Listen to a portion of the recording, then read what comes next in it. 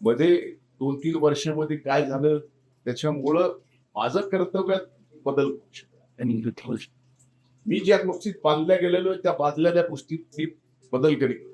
आणि मी आजही सांगतो की जात पात ठेव सोडून राजकारण जात पात कधीच मी पाळला नाही काही नाही. पण मधल्या काळात लाता मारून टाकण्याचा प्रयत्न झाला तर इथं नुकळ म्हणजे तात्याला जाऊन भांडण प्रयत्न कार्यक्रम सरळ जे आहे ते इथं जे चित आहे इथं जे नाही गेलो मी आपल्या कर्तव्याशी ठाम राहील. तरी विषयात मी इतर शब्दाने बोललो नाही.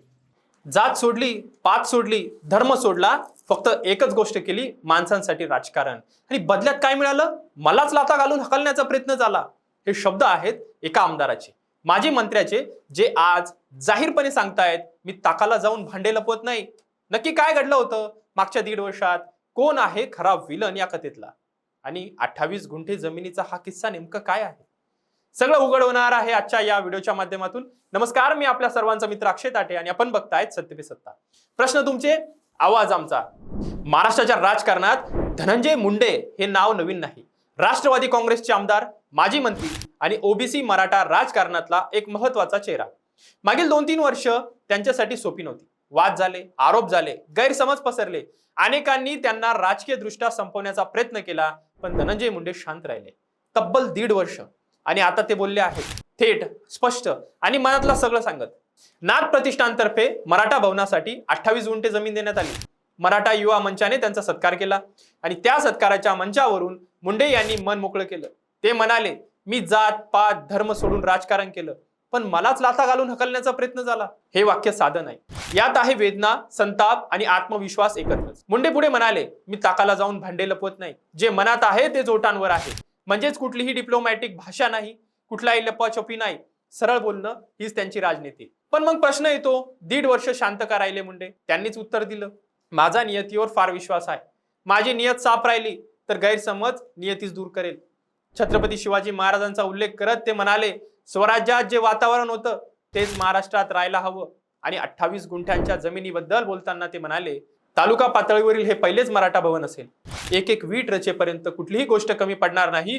ज्या समाजाला आधी बागीच्यात बसून बैठका घ्याव्या लागत होत्या, त्यांना आता स्वतःचं भवन मिळणार आहे. हे फक्त जमिनीचं दान नाही, हा एक संदेश आहे. आता मुंडे यांनी एक महत्वाचं आव्हानही केलंय, जे आजच्या राजकारणात फार कमी नेते करतात.